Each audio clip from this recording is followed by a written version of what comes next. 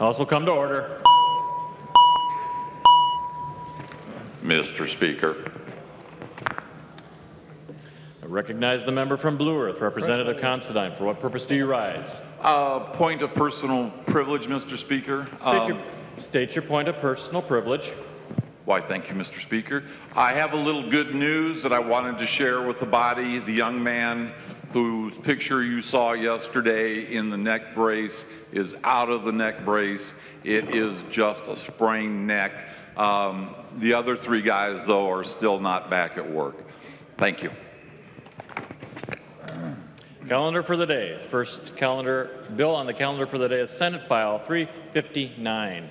The clerk will report the bill. Senate File number 359, number 1 on the calendar for the day, an act relating to human services, the second engrossment. I recognize the author, Representative Baker. Thank you, Mr. Speaker and members. I bring to you today... Representative Baker, you have a DE amendment. Would you like to put the House language in before you present your bill? Yes, Mr. Speaker, I would. Clerk will report the amendment. Baker moves to amend Senate File number 359, the second engrossment as follows. The amendment is coded DEA 696. I recognize the author of the amendment to explain his amendment. Representative Baker. Thank you, Mr. Speaker. And the amendment actually takes the House language that left the House committee hearings for our home and community-based workforce policy bill, and what our House difference is of this from the Senate version is we have removed a couple of sections of the bill referring to volunteers and home-based community members that were helping as natural supports. So with that, members, we narrowed our bill down a bit with some of our concerns. That was identified in our Civil Law Committee. We appreciate the feedback from members, and I will ask for your support for the amendment to the bill. Discussion to the DE amendment. Discussion to the amendment. Seeing none, all those in favor of adoption of the amendment, please signify by saying aye. Aye. All opposed, no. The amendment is adopted. Representative Baker, to your bill as amended. Thank you, Mr. Speaker. As amended, this is the home and community-based work policy bill that is supported by ARM. These are the folks that we've been working with all session regarding trying to fill a 9,000 gap workforce industry that needs more people to fill those slots to help people with adult daycares, adult home services for folks with disabilities. This is the bill that more takes care of the policy bill with jobs, but it provides some updates to that industry. We're trying to do everything we can, and this will help providers do some better training. It provides folks that are staying in the homes with more security in their bedrooms, talking about expanding to a 5th bedroom if the owner wants to do that in a home adult care center. And this is a good expansion for making it a little bit easier for providers to do a better job with our folks, to give them more access and retain more employees. So with that, members, this is again supported by ARM. We need to give them every little bit of help we can do with that to provide them a better way to retain and keep employees in this industry. So with members, it passed the Senate unanimously. I hope we can get a lot of support here today to show that we are very committed to helping them out. So with that, Mr. Speaker, happy to stand for questions. Discussion to the bill. The representative from Blue Earth, Representative Considine. Thank you, Mr. Speaker. Thank you, Representative Baker, for bringing this bill.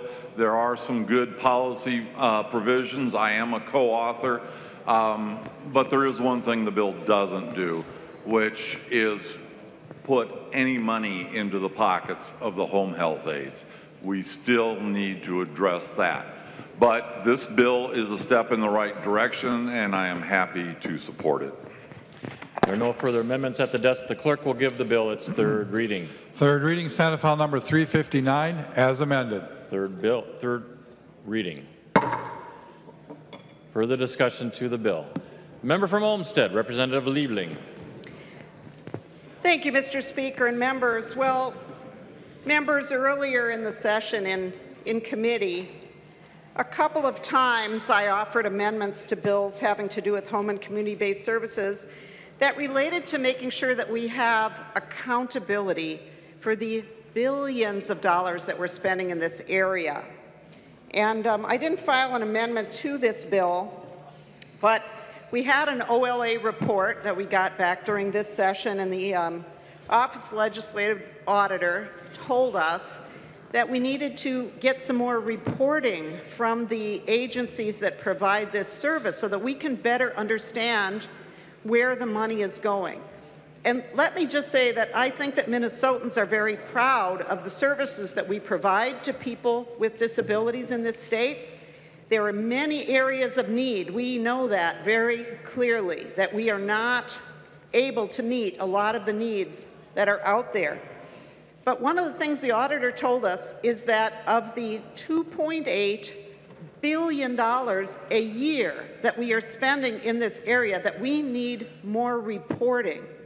And unfortunately, the Republican members of the Health and Human Services, I think it was the Finance Committee, but all took a no vote on adding these policy provisions. So I guess I would ask, would Representative Baker yield?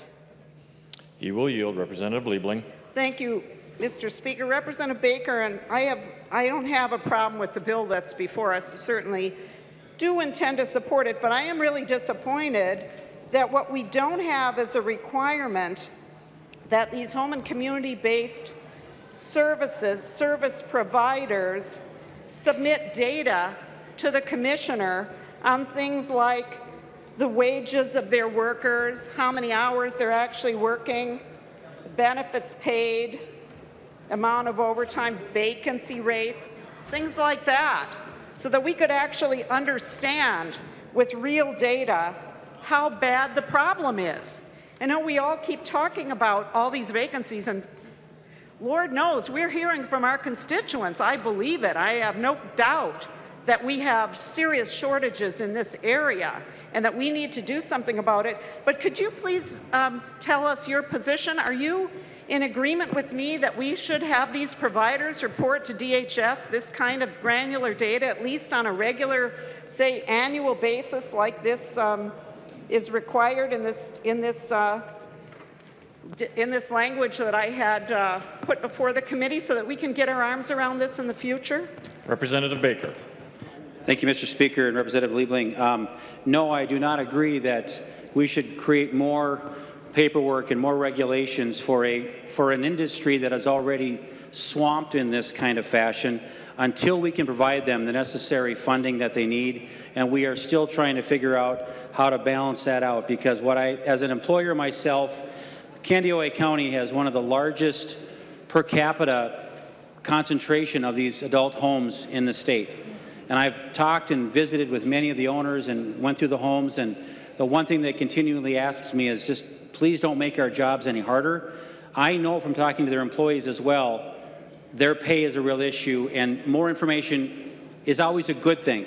But until we can really reform how they are being reimbursed and can care for these employees that do need more someday, I just cannot ask them to do any more at this point. I do think they run great operations. They are overwhelmed already with regulations, so I would not support that concept at this time, Representative Liebling. Representative Liebling. Well, thank you, Mr. Speaker. So, Representative Baker, I think what you said is that we need to put more money into this area, but we shouldn't require them to tell us where the money is going. And I think that's really unfortunate. $2.8 billion a year, and we know that we still have tremendous shortages, and constituents in every one of our districts are telling us that the people who provide these services are underpaid. That is really unfortunate. You know, I think it's really unfortunate, too, you refer to the fact that we need to have more resources. The Republican majority has made a decision not to put resources into this area. Now, a little bit you have. There's some resources in your omnibus bill for a certain category of these workers. But for most, there's absolutely nothing in the bill. And instead, there's a cut in your budget bill for Health and Human Services and a lot of made-up savings to make up those cuts. So it's really disappointing. You know, home and community-based services, thank goodness, when Democrats were in charge, we did, in fact, increase the wages for those workers. So in 2013, in the session where Representative Huntley was the chair of Health and Human Services Finance, in fact, we passed a bunch of rate increases. And I remember Representative Dean was on the floor, I don't know where he is right now, but I remember him standing over there somewhere telling the Democrats who were in charge that we didn't have enough money in our bill to provide for these workers. And he stood there and he said, they want 5%, not 1, not 2, not 3, not 4, 5%. That was the 5% campaign. Here he comes. And in fact, we put 7% in over that biennium. But what has the Republican majority done? In spite of all the testimony we heard, all the cries for help we heard, Representative Baker is saying, well, this little bill that has some little policy provisions. Representative Schumacher. Mr. Speaker, what order of business are we on right now? We are on final passage of Senate File 359 as amended. Thank you, Mr. Speaker. Representative Liebling. Well, thank you, Mr. Speaker. And, you know, I don't know why interrupting is, you know, appropriate in this situation. We're talking about home and community-based services. Representative Baker said that this is going to help somehow with the problem of the tremendous shortage of workers in this area. But the Republican majority has not stepped forward to meet the need. I think that is very clear. In spite of what Representative Dean, you know, when the 5% campaign was here and he stood on the floor and did the great hand signal, 5, they want 5, and we ended up doing 7. In spite of that, this is an area of extreme need in our state. So if your constituents value the services that Minnesota provides to people with disabilities, we need to do a couple of things which the Republican majority is not doing this year. One of those things is to demand more accountability for where the dollars are going, because this is a lot of money. And we want to make sure that it is actually going to do what we expect it to do, which is provide these very necessary services. And it's pretty hard to manage this huge system when we don't have that information. And the other thing that we need to do is make sure that these very hardworking and people who are in short supply get a wage that will encourage them to continue delivering these very, very necessary services. Thank you, Mr. Speaker. Further discussion?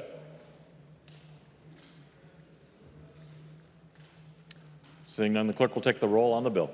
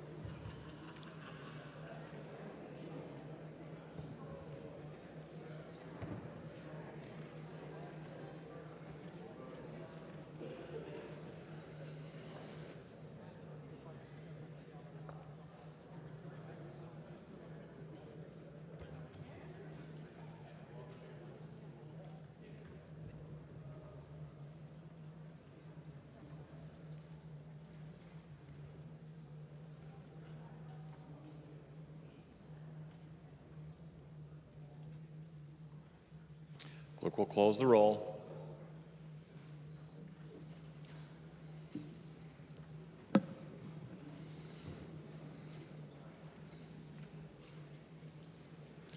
There being 130 ayes and 0 nays, the bill as amended is passed and its title agreed to.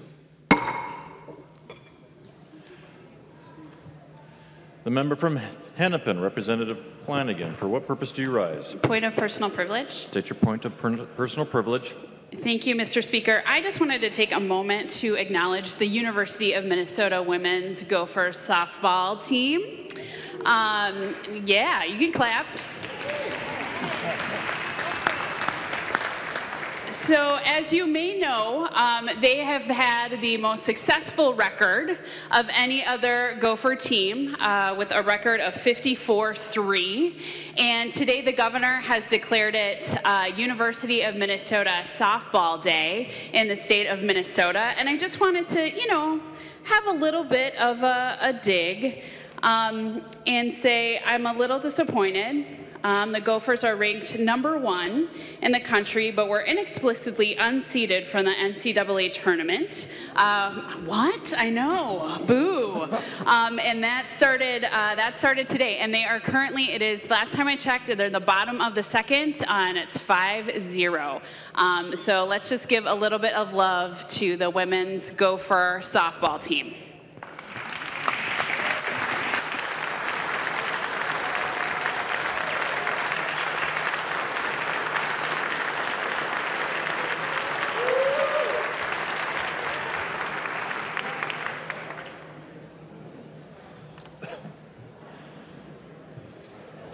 The member from Morrison, Representative Kresha, what purpose do you rise?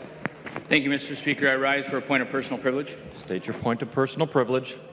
Thank you, Mr. Speaker. And members, this is one of the best times of the year when our students from our districts come in and visit. And I have the 6th grade class from the Pioneer Elementary School in Pierce, Minnesota, and also a special call out to their teacher, Mr. John Choi, who I worked with for a long time, very well respected. So, welcome.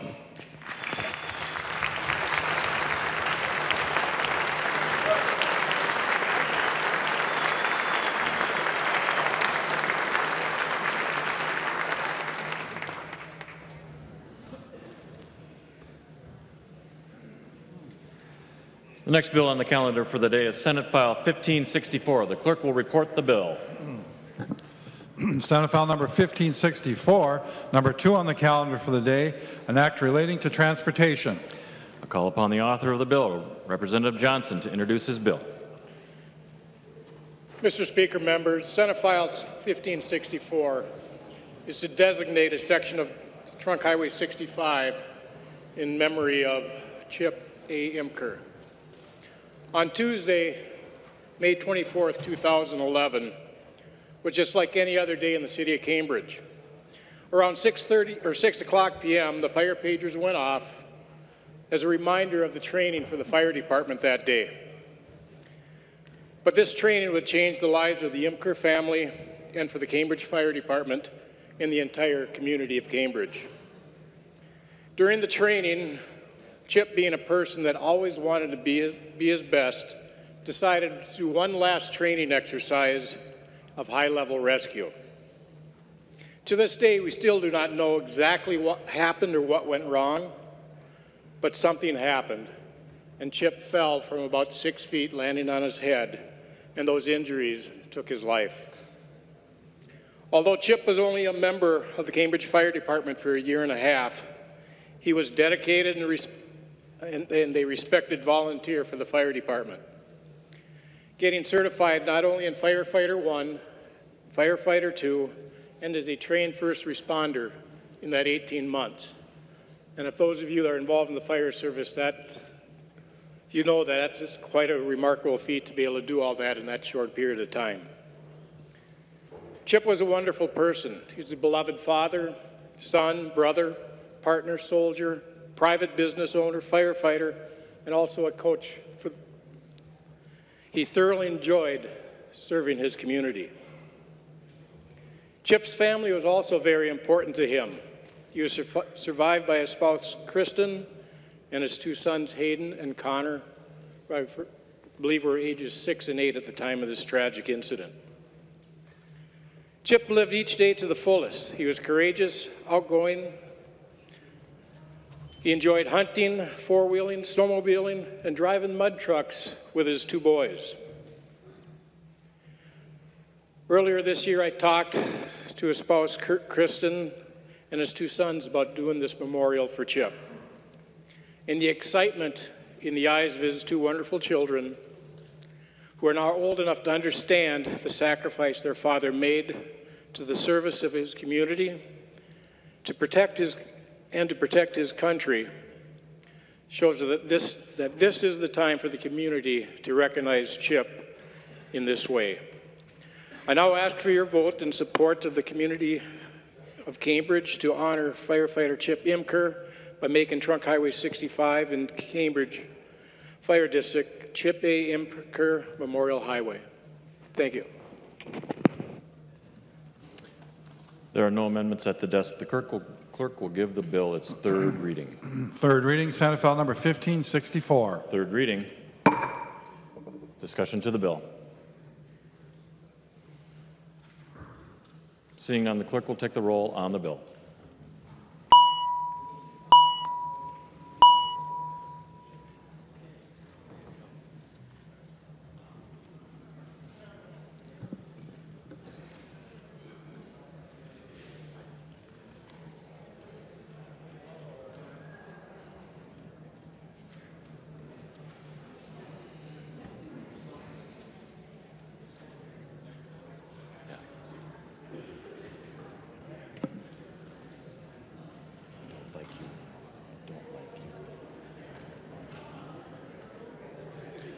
The clerk will close the roll.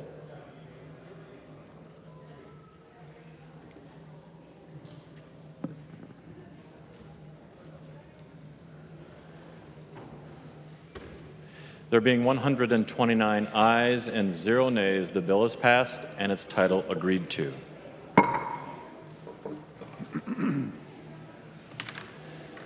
Conference committee reports on House files. The clerk will report the file. Conference committee reports. This is the Drazkowski motion. Conference committee report on House File Number 1725, an act relating to motor vehicles. The report is addressed to the Honorable Kurt L. Doudt, Speaker of the House, the Honorable Michelle L. Fischbach, President of the Senate. And the conference committee report is signed by all three conferees on the part of the House and 2 of the 3 conferees on the part of the Senate. Drazkowski moves that the report of the Conference Committee on House File Number 1725 be adopted and that the bill be repassed as amended by the Conference Committee. I recognize the author, Representative Drazkowski, who will explain the report. Thank you, Mr. Speaker. Members, this Conference Committee report is identical to the House language as it left the floor. I'd like to thank Representatives Pulowski and Miller for their help on the Conference Committee and urge your adoption of the report. Discussion to the Conference Committee report. Member from Pine, Representative Sundin. I'd like to thank the author for this bill, and I'd also like to thank Representative Jason Metza for his input on resolving the weight limits. Further discussion. Seeing none, all those in favor of the motion to adopt the Conference Committee report on House File 1725 say aye. Aye. All opposed, no. Motion prevails. The clerk will give the bill its third reading as amended by conference. House File Number 1725, third reading as amended by conference. Third reading. Further discussion. The member from Candy, Ohio, Representative Miller. Thank you, Mr. Speaker and members. I just wanted to thank Representative Drazkowski and all the people that have worked on this bill.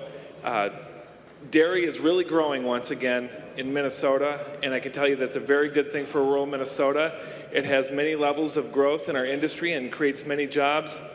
And as that grows, we have some of these issues that we need to iron out. I'm thankful that all the groups were willing to get together and figure out their differences. We will have more work to do in the future, but this is a very good start. So thank you, and I ask everyone to support this bill. The member from Nicollet, Representative Johnson C. Well, thank you, Mr. Speaker and members. It probably won't surprise you. I'll say again, Representative Drazkowski, this bill makes good sense, but the time is premature. It's up to this body to put forth a real real transportation bill that can afford us to improve those roads that those milk trucks drive on. I'm sure the townships are still concerned about this bill. I know the counties are as well. This is our opportunity to put together a real compromise bill that incorporates key provisions from the Republican approach along with the key provisions from the Democrat approach. And you know, I think Minnesotans would really appreciate that, and let's make sure that provision is in that bill. But until that happens, until we're putting new money towards our roads, I can't vote for this kind of any increase in weight limits. Thank you much. The member from Wright, Representative McDonald. Thank you, Mr. Speaker. I just want to stand up and thank Representative Drazkowski for this excellent piece of legislation. This definitely will help the rural dairy farmers in my district. So again, Representative Drazkowski, thank you. The member from Wabasha, Representative Drazkowski. Thank you, Mr. Speaker. I think it's milking time or something, it sounds like to me. Mr. Speaker, members, this is a bill to help Minnesota's over 3,400 dairy farmers throughout the state, milk processors and milk haulers, to bring safety to the industry, to help our dairy farmers, one of the leading agricultural industries in this state, continue to be competitive and gain in its competitiveness. And you know, I heard Representative Johnson talk about some of the discussion there that he had. But members, we compromised with the department on this. This represents a very good compromise with the regulators. It helps our industries. And I would certainly expect and hope that Democrats as well as Republicans, Representative Clark, support Minnesota's dairy industry, farmers throughout the state, and this bill which helps them become stronger. Thank you, Mr. Speaker. Representative Peterson. Petersburg. Thank you, Mr. Chair. I also am in support of this particular bill. I think it's time for us to help the farmers, help milk. One of the things you got to understand is that when milk trucks come to a farm, the regulations require them to empty the bulk tank altogether. And if they aren't able to do that, they have to dump the rest of the milk. That doesn't make very much sense to me as well.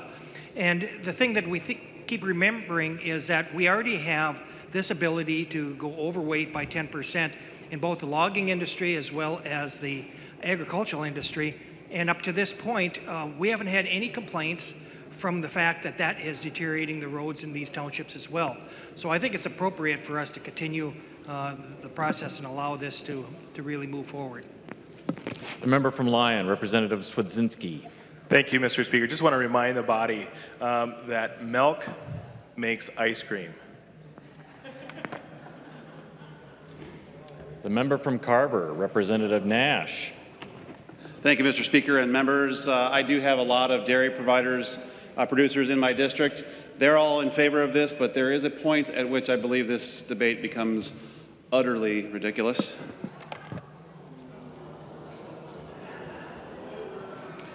The clerk will take the roll.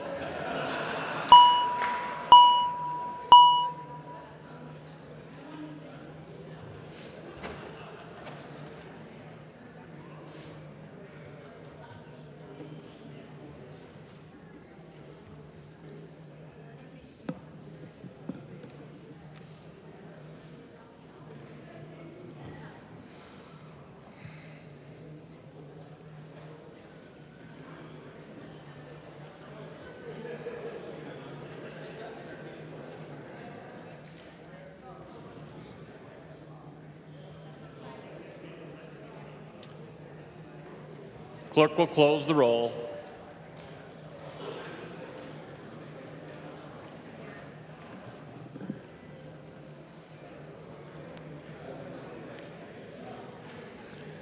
There being 87 ayes and 39 nays, the bill is repassed as amended by conference and its title agreed to.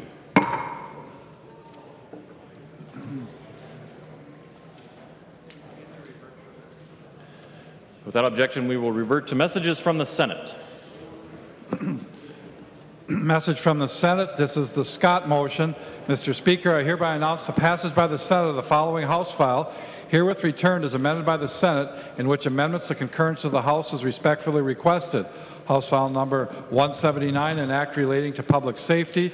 The message is signed Cal R. Ludeman, Secretary of the Senate. Scott moves that the House concur in the Senate amendments to House File Number 179 and that the bill be repassed as amended by the Senate.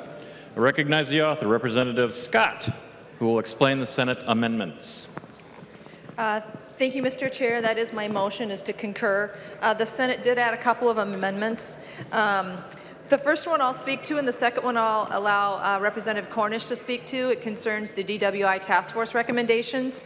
The first one was a provision that we heard in civil law and in the Public Safety Committee, brought to us from the Department of Corrections, and it just would allow current data that's currently classified as data from the Department of Corrections, mainly with people that are in prison that are going to be out on conditional release, and it allows the coordination of that data. Right now it's kept on paper form. This would allow it to be fed into a system where the people that are working with this individual can have access to that for case management purposes. And with that, I'd like to yield to Representative Cornish to explain the DWI task force amendment. I recognize the member from Watonwan, Representative Cornish.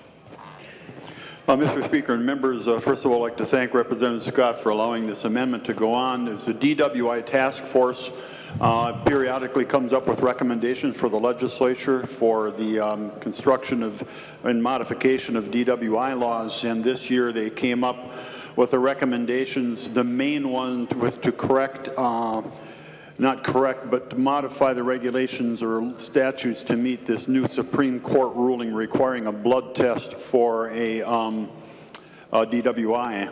When they did that, it somehow broke the chain to the revocations, and there were thousands of people driving around with valid license that it should have been revoked. It also allows for a prescription drug offense, which many of you have expressed a concern wanting this in the past. It's already allowed, if you're impaired from a prescription drug, to use it as a defense in the criminal trial. This has nothing to do with the conviction of the criminal trial, but when you get your license revoked because of impairment, this would allow you to use the prescription drug as a defense to the administrative action of taking your license away. It also increases the time from an appeal from 30 to 60 days. And I think that was it. Oh yeah, then for some reason the DWI task force had taken out the warning in reading of an implied consent to tell somebody this is a crime if you don't take this test. And that warning was taken out. We've reinstated that, so now that is in there, so you can warn the defendant or the suspect of a driving while impaired or intoxicated that it is a crime to refuse. So that wraps it up. There's nothing in here to enhance penalties, nothing to make it easier for officers to pick you up, nothing to do with confiscation or taking of your plates. This is strictly some paperwork end of the situation. And I think it allows for a necessity defense, which or a prescription defense, which some of us had wanted. And MAD law enforcement and the DWI task force working this together, and it has the approval of the Criminal Bar Association, the division, and the Bar Association in Minnesota. Discussion to the Senate amendments. The member from Hennepin, Representative Hillstrom. Thank you, Mr. Speaker and members. Members, I have reviewed the amendments that were adopted by the Senate, and Representative Cornish is accurately portraying what it is that we heard in the conference committee. This DWI provisions were in the conference committee for the Public Safety Omnibus Bill, but they were missing two of the provisions. And we heard both from the Bar Association as well as the DWI Task Force. They wanted all of these provisions or none of them. So now all of the provisions are in this bill, and I would encourage members to support it. Further discussion?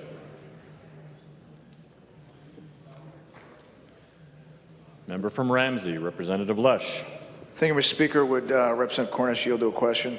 He will yield. Thank you, Representative Cornish. Representative Cornish, I wasn't going to ask a question, but then what you said piqued my interest. And not having been on the conference committee, you had said for some reason they had removed the provision in the implied consent form that it's a crime to refuse the test. And you had said for some reason they removed that.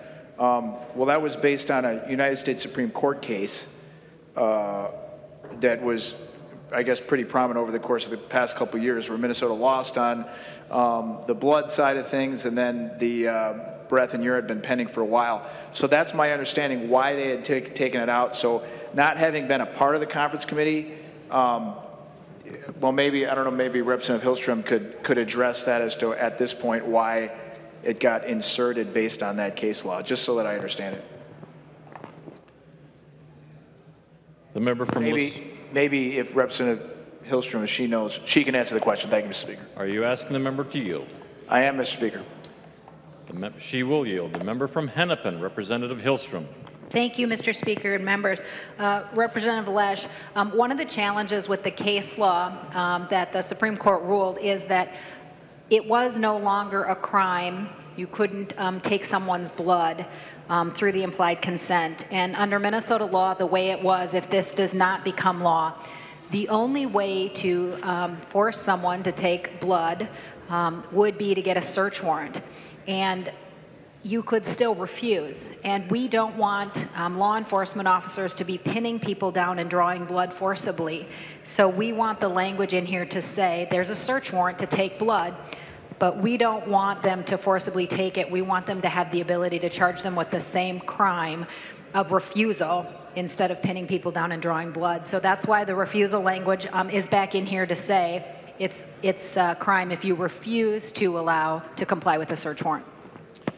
Representative Lesh. Well, thank you, Mr. Speaker, and thank you for the explanation, Representative Hillstrom. I guess my concern with that answer is it's my understanding that including that it is a crime to refuse was specifically what the United States Supreme Court disallowed Minnesota and the several other states who did this to do. Are you saying that no, the language was drafted specifically in accordance with federal laws interpreted by the United States Supreme Court? If Representative Hillstrom would yield. She will yield. Representative Hillstrom.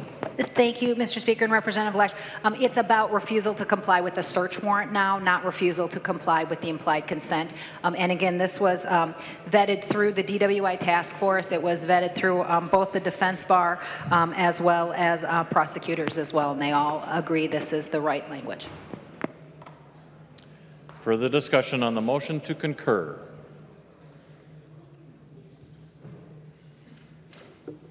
Seeing none, all those in favor of the motion to concur with the Senate amendments say aye. All opposed, no. The motion prevails. The clerk will give the bill its third reading as amended by Senate.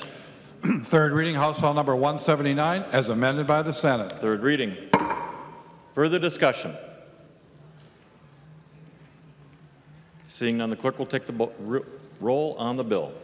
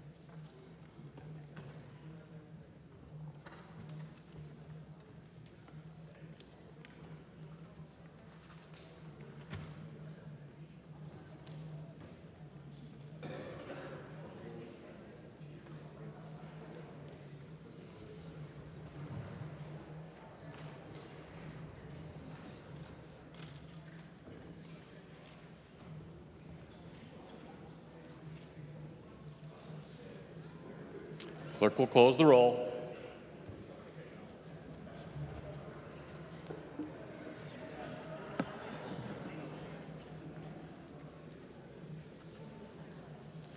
There being 129 ayes and 0 nays, the bill is repassed as amended by the Senate and its title agreed to.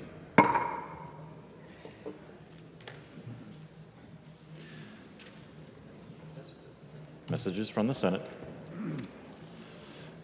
Message from the Senate, and this is the Dean M. motion. Mr. Speaker, I hereby announce the passage by the Senate of the following House file, herewith returned as amended by the Senate, in which amendments to concurrence of the House is respectfully requested.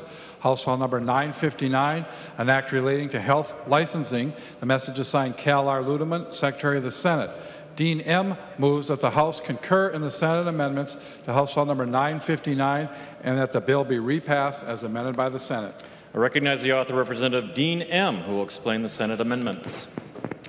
Thank you, Mr. Speaker and members. This is the eminent physician licensure bill that we had passed earlier. It's substantially similar.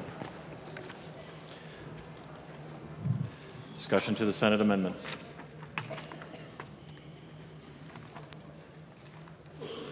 Seeing no discussion, all those in favor of the motion to concur with the Senate amendments say aye. All opposed, no. The motion prevails. Clerk will give the bill its third reading as amended by Senate. Third reading, House File Number 959, as amended by the Senate. Third reading. Further discussion. Seeing no further discussion, the clerk will take the roll.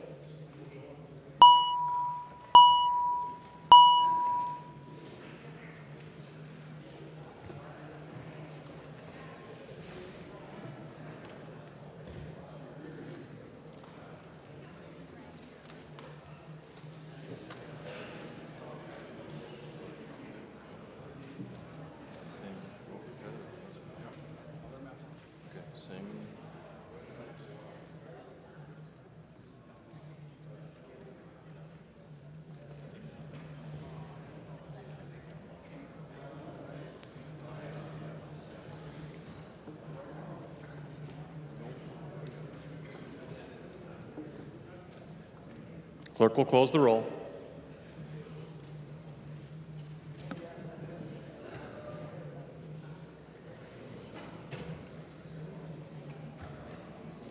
There being 129 ayes and 0 nays, the bill is repassed as amended by the Senate and its title agreed to. Messages from the Senate. Message from the Senate, and this is the Heinzman motion. Mr. Speaker, I hereby announce the Senate refuses to concur in the House amendments to the following Senate file. Senate File Number 550, an act relating to natural resources. The Senate has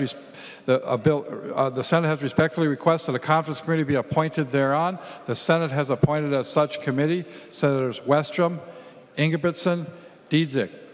The message is signed Cal R. Ludeman, Secretary of the Senate. Heinzman moves that the House accede to the request of the Senate and that the Speaker appoint a conference committee of 3 members of the House to meet with a like committee appointed by the Senate on the disagreeing votes of the 2 houses on Senate File Number 550. I call upon the member from Crow Wing, Representative Heinzman. Thank you, Mr. Speaker. That is my motion.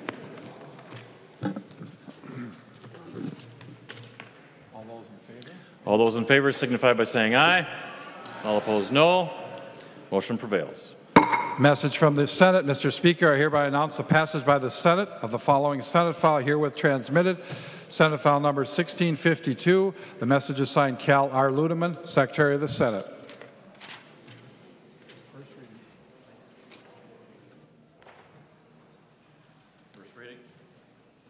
First reading of Senate bills. First reading of Senate File Number 1672, an act relating to energy. The bill is being referred to the Committee on Job Growth and Energy Affordability Policy and Finance.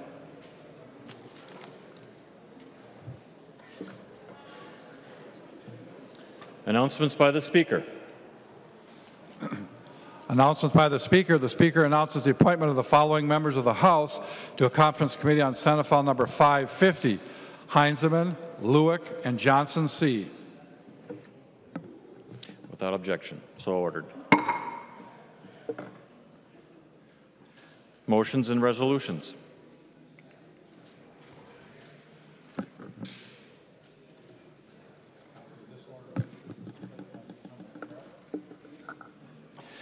Members, there are copies of the non-controversial motions at the House desk and online. If there are no objection, we'll take action on these motions first.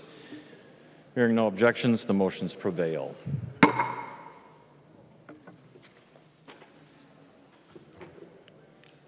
Motions and resolutions. Carlson L. moves that House File Number 2691 be returned to its author. Representative Carlson.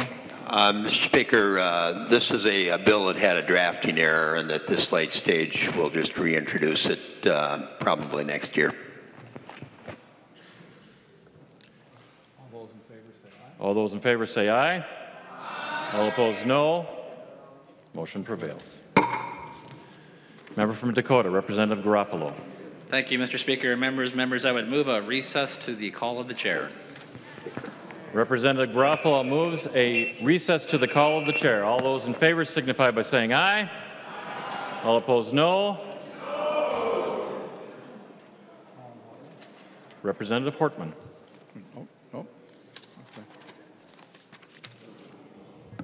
Motion prevails, and we stand in recess to the call of the chair.